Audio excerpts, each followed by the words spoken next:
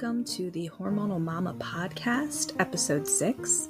Today we are talking postpartum in a pandemic. What exactly does that mean? That means that we are talking about the postpartum period, which is the year after giving birth. At least that's how I refer to it.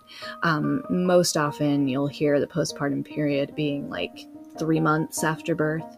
But I like to refer to that entire year because really it takes a year to kind of get used to everything and all of the changes. And the hormonal changes are pretty quick, but when I'm discussing the postpartum period, I like to talk about that first year. So let's dive in.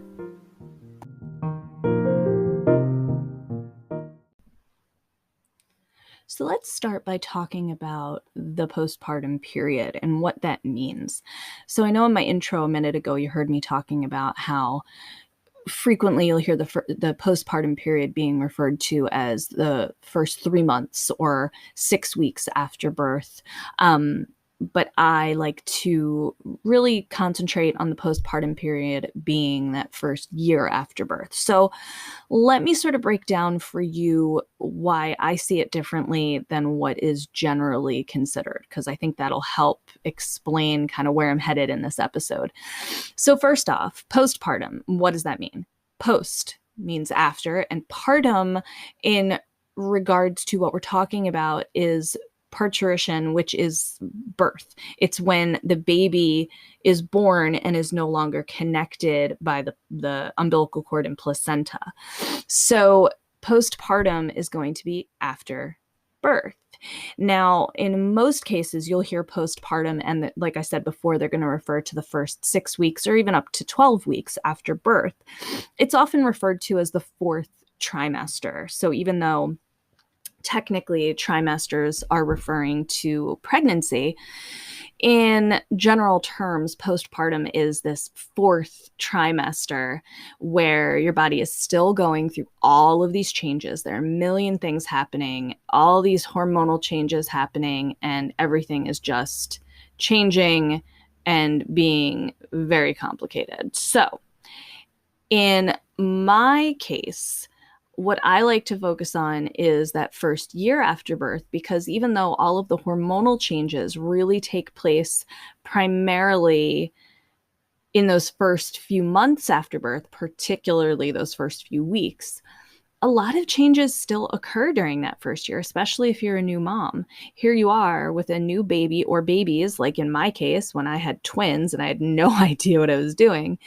And there's a lot of changes. It's not just the physical hormonal changes and emotional and mental changes, but your life is completely different now than it was before you became a parent. So you have the changes of readjusting your life to take care of a baby, or like I said, babies, because sometimes there's more than one baby, and that is a huge change.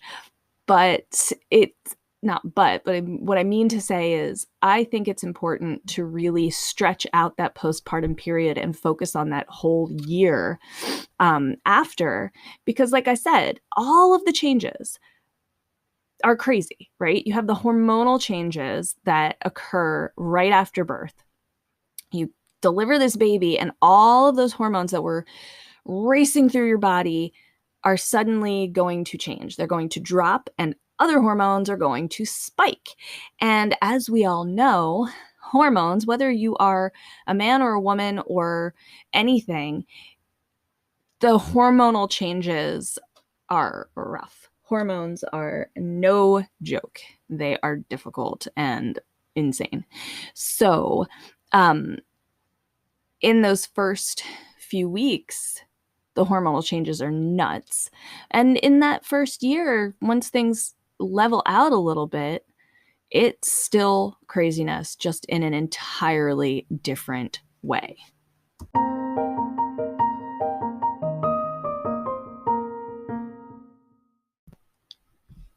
When I say that it's in an entirely different way, what I mean is that you're still dealing with hormonal changes, right? So those first few weeks and few months, the hormone spikes are off the charts, and it's very hard to really process what you're going through. One minute you're hysterical, tears of sadness. You're just so sad about something absurd. And then next thing you know, you're crying tears of joy because your baby's so beautiful and they're amazing. And then they looked you in the wrong way and you think, oh my God, they hate me. And then you cry again because you're sad. Then you're angry because you forgot to wash the baby's bottles, or you forgot to wash the pacifier that fell on the floor, and you are freaking out because of this or that. And it's just bonkers. But like I said, when things change and the hormones start to level off a little bit, it's still crazy. It's not like, oh, all of a sudden your hormones are completely leveled out. Everything is just rainbows and sunshine now that the crazy hormonal spikes and dips, the roller coaster, if you will, now that that's stopped, everything is beautiful and perfect again. Well, that is just garbage talk, because it's not true. It's crazy. It's very difficult when you're trying to deal with a baby, right? A newborn is one thing, and that's hard because you're not getting any sleep and you're trying to figure out, is your baby eating enough, whether they're breastfeeding or formula feeding or what. Are they eating enough? Did they get enough at that last feeding? Why are they spitting up so much? They're spitting up. Oh my gosh, that means that they're not eating enough. So you end up giving yourself the crazy. I use the word crazy a lot, and I certainly don't mean it in an offensive way. It's just the first word that comes to my mind. So I just want to clarify that, because I just realized how many times I said the word crazy in the past couple of minutes.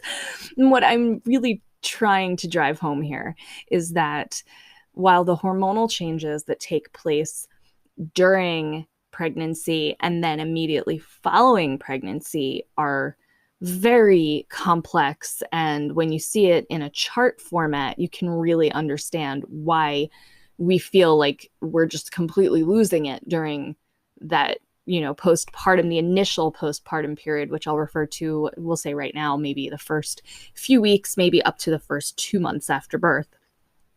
Although the hormones should level out sooner than that. But when you see it, you realize, oh, no wonder I feel like I'm losing it, because your hormones are just up and down and up and down and up and down. And then everything levels off and you have a minute where you're thinking, oh, I haven't cried like in a couple of days, and I don't really feel the urge to cry or be extremely angry.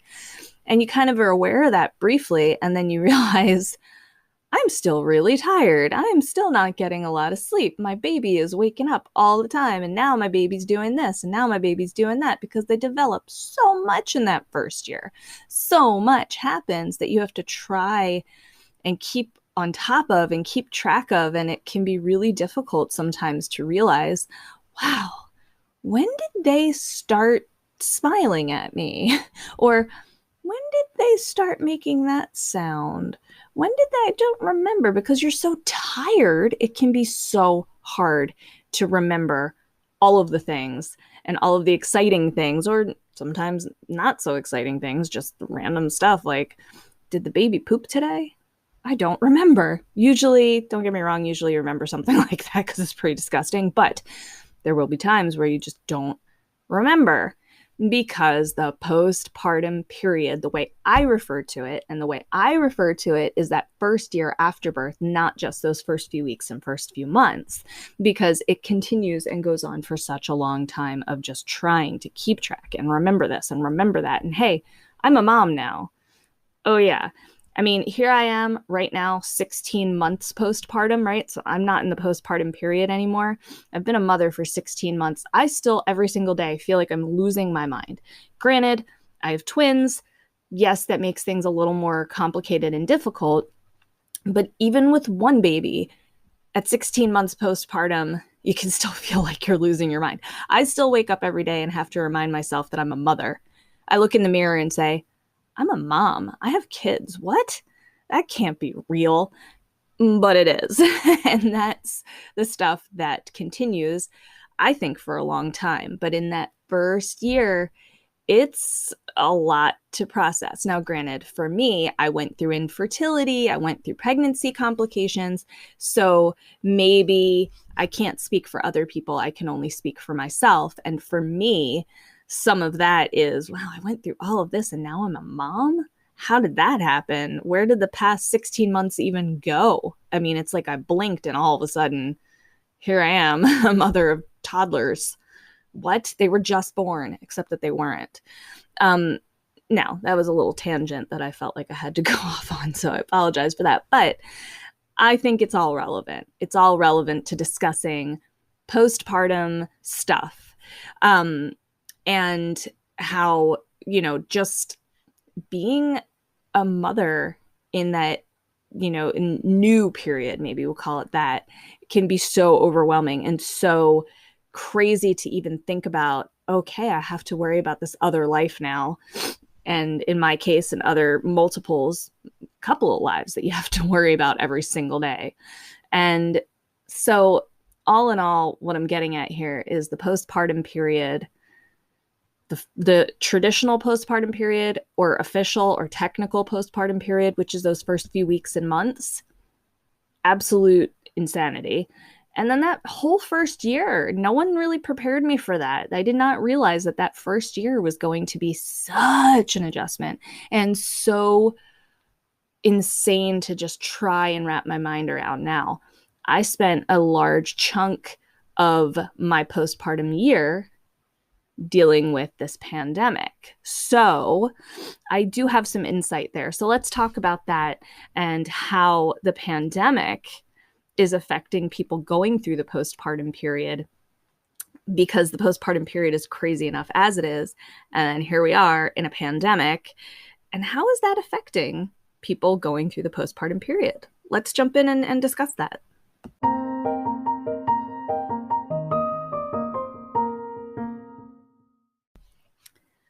Okay, so the pandemic. Now, I know in my previous 2 episodes, I was discussing the pandemic. I was talking about how the pandemic affects people going through infertility. And then I talked about how the pandemic affects people going through pregnancy. So let's change course here for a minute, or for more than a minute, because that's what this episode's all about.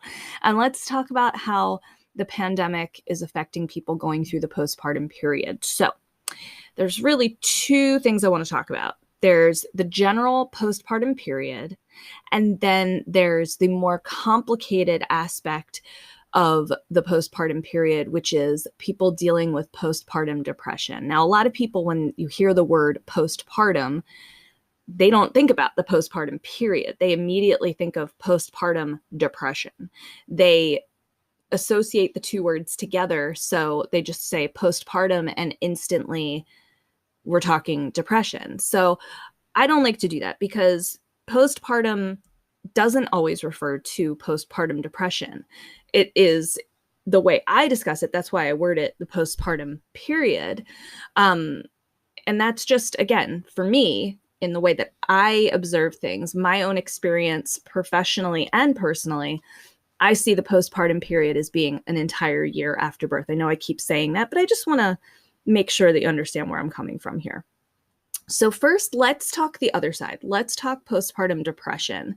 Postpartum depression is a very real mental health issue. It is nothing to be ashamed of.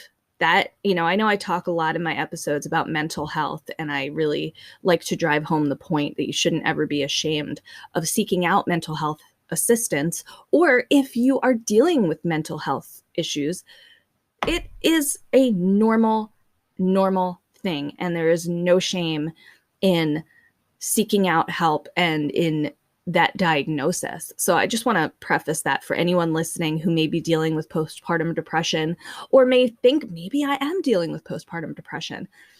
It is real, and it is not shameful. It is something that happens to so many women. It is scary. When I gave birth to my babies, right, I had a lot of complications, and then my children were preemies, so they were in the NICU for a period of time. I had such a difficult time. I started having symptoms of postpartum depression. I was already seeing a mental health counselor for infertility. I started seeing my counselor when I was dealing with infertility after my first and only IVF failed. I was getting depressed. I was in a dark place and I sought out help. I am not ashamed to admit that because it is so important to take care of your mental health. When it comes to postpartum depression, that is something I can't give guidance on because I'm not an expert. I am just a person who experienced basically the steps leading up to it. And I was already getting help, and I explained to my therapist, hey, I think I might be starting to deal with postpartum depression, but I'm not sure. This is how I'm feeling. And in my case, it was, the things I was feeling were normal for that point of the postpartum period. But again, I like to emphasize the fact that postpartum depression is intense. Never feel ashamed of it. If you think you may be having any symptoms of postpartum depression at all, even if you don't know any of the symptoms and you just feel like this isn't quite what I thought having a baby would feel like, talk to your doctor and see. Maybe you are dealing with postpartum depression and maybe you're not. But there's no shame in finding out and getting that help. I mention all of this because during a pandemic, it's all that much more complicated, right? Things are open now. We went through months where everything was closed. Nobody could go anywhere. And getting help was a little tricky. A lot of places that work with mental health, therapists, counselors, centers, etc., are doing telehealth now. That's excellent. If you find a place or you're going somewhere and they can't see you in person, do telehealth because that is just fantastic. But I mention the pandemic because the pandemic makes everything more complicated for the postpartum period and postpartum depression, independently or together. The pandemic has caused so much stress for people, right? Like I said, we had months and months where everything was closed. You couldn't go anywhere. You couldn't see anybody.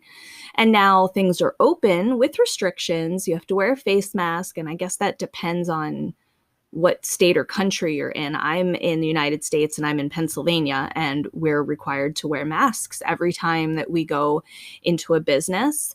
We are supposed to wear masks anytime we leave our house. If we're anywhere in public, you're supposed to wear your mask. So my example here is I sprained my wrist the other day and I was at urgent care and I was waiting for my husband to pick me up after my assessment. I'm not really sure the right word there. And I was just sitting and I had taken my mask off because I had it on for a long time inside. And I was just sitting. I didn't want to sit on a bench. So I think I was sitting on a retaining wall or something. And I was just sitting there holding my mask in my hand, looking at my phone. And I noticed a woman walk past me. We made eye contact for a second and she put her mask on. And I thought, I should probably have my mask on. I mention that because even though wearing a mask doesn't really affect postpartum stuff, I'm just talking about what we're dealing with this pandemic. We're not used to wearing masks all the time, or at least I'm not. And most people in the area where I live are not used to it. But when you're dealing with postpartum stuff and I guess a good example here would be, okay, I've got my baby who is now, I don't know, well, let's go with 9 months old. And I want to join a play group with other people who have a 9-month-old or a 6-month-old or a baby in a same age group as my child. Well, play groups are a little difficult right now because normally, if we weren't in a pandemic, you could get together, do your play group. Kids could be playing together. Moms or dads could be talking together, or caregivers or whoever. Everybody can be hanging out and having a good time. Well, in a pandemic, I don't think any play groups are even happening, but maybe I'm wrong. And if they are happening and everyone's wearing a mask and you have to stay, 6 feet apart, it's a little tricky to do a play group. So if you were used to doing a play group, and then all of a sudden the pandemic hits and you can't do your play group, and now it's on you to keep your child entertained all day without any social interaction, That's kind of tough. That's really stressful. And that's going to add to the stress that you're already dealing with in the postpartum period. To kind of backtrack a little bit more, and we'll talk about that initial postpartum period when you're thinking about those first few weeks and months after giving birth. Now you're in a pandemic, and here you were expecting, after I had my baby, I was going to, get all this help or all that help. And now maybe you can't because, again, we're in a pandemic and help is not as readily available or safely available as it was. And these are just a couple of aspects of how the pandemic is affecting people in the postpartum period. There's the mental health aspect, and that's not just for postpartum depression. That's just mental health help, whether you're going through something or not. Mental health is important. So even if you're not dealing with postpartum depression and you're just tired and exhausted and you need to talk to someone, it's not as easy as it normally would be. This is just a little bit of my perspective on how the pandemic is affecting people in the postpartum period. It's just making social interaction a lot more difficult. It's putting a lot more pressure on moms and dads to do a lot more than they're used to, maybe, especially working parents, right? A lot of people were out of work for a few months or working from home. A lot of people are now back at work and they're sending their children back to daycare. And it's a little bit stressful right now because there are a lot of rules. If your child's over 2, they have to wear a mask. So let's say that you're postpartum and you have a 3-year-old and an 8-month-old, and you have to send them both to daycare because you're a working parent. Your older child needs to wear a mask. The younger one can't wear a mask. Maybe the older one who's 3 years old is wondering, well, why do I have to wear a mask when the baby doesn't have to wear a mask? And you have to try and explain that. How do you explain that to a 3-year-old? That's just the way it is. I mean, it's really hard to figure that out. So again, that's just one more example of the pressure that in a non-pandemic world, a postpartum parent, particularly women that I'm discussing, although obviously there are a lot of men who are going to be the primary caregivers, but my focus is on talking about postpartum, which is specific to the person who gave birth. It's tough. There are a lot of decisions you have to make, a lot of things that are on your plate that maybe weren't on your plate before.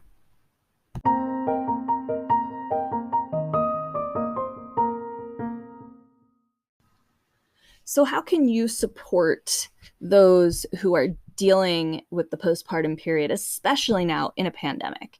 There's a lot you can do to support them. So if you're not actively going through this, that's okay. You can still support those who are going through it. I talked a lot about this in my last 2 episodes, how important support is. Support is everything. If you are not supporting those around you, and for a second, let's not talk about the pandemic. Let's not talk about postpartum. Let's just be general here. Supporting those you care about is the best thing you can do to be a good friend or relative or essentially loved one. If you're not giving that person support, how can you expect them to support you? And that's one of the key foundations, in my opinion, in any relationship, be it a friendship, a marriage, any type of relationship. Support goes a long way.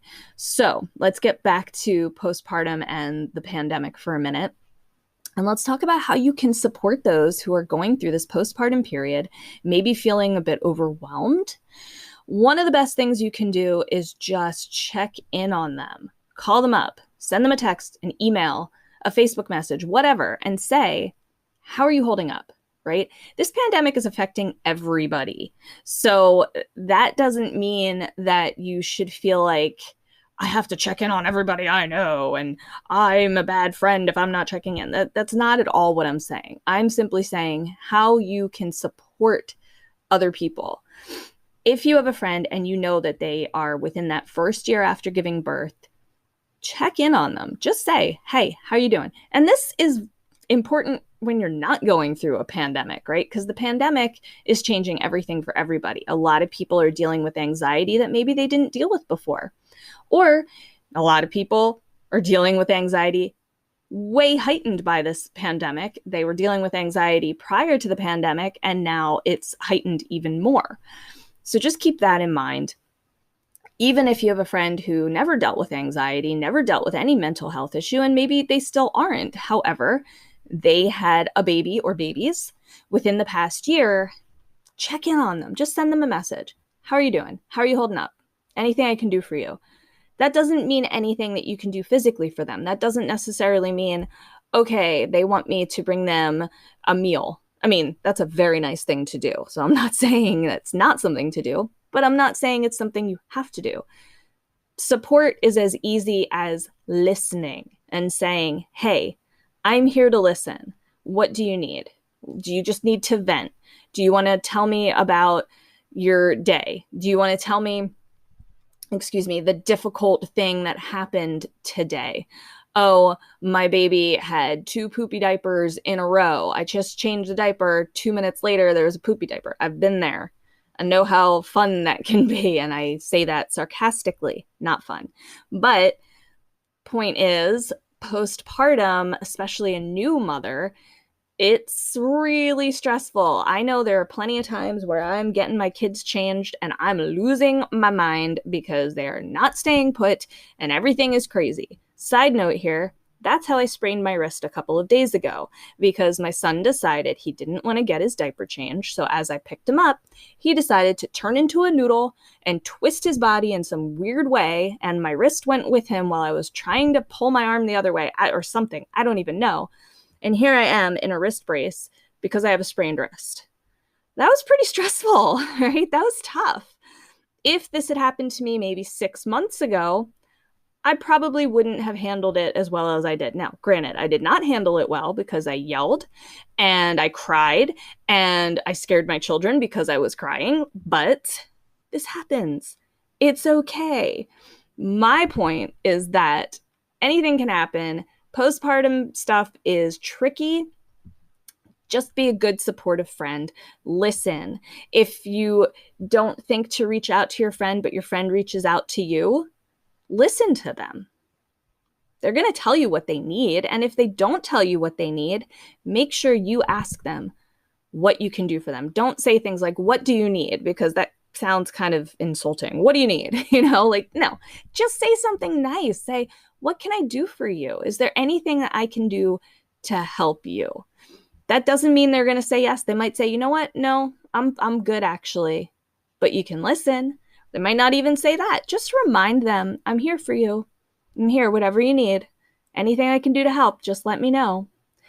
And to sort of add to that, another great thing you can do is if your friend appears to be having any of the postpartum depression symptoms or just anything that doesn't seem quite right, gently, very important to not get aggressive, gently suggest talking to their doctor. Say, maybe you're dealing with some postpartum depression. They might get very offended and upset at that, and that is okay. Don't take it personally.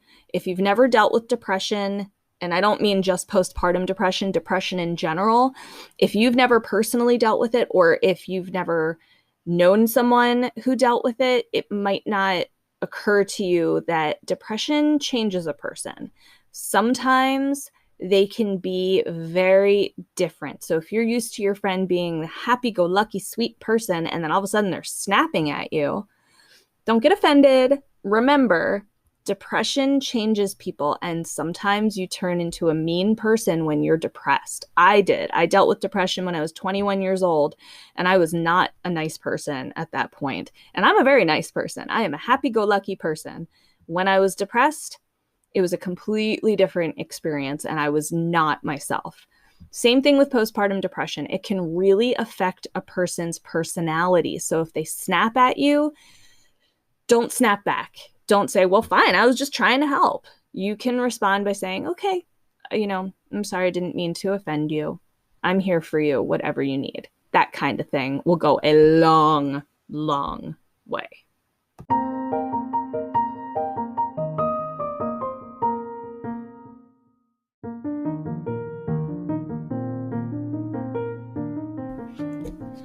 So, in closing, I just want to sort of summarize what we talked about today. We talked about the postpartum period and the pandemic, and how the pandemic is affecting those going through the postpartum period, which, remember, in my terms, is that whole year following birth.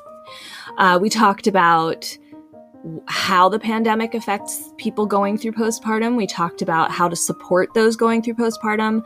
We talked about postpartum depression and how to deal with it and seek out help and not feel ashamed of what you're going through. So I hope that you learned a lot with me today, and I hope you'll tune in to my next episode next Sunday when I talk about infertility, misconceptions, truths, and everything in between. Have a great week.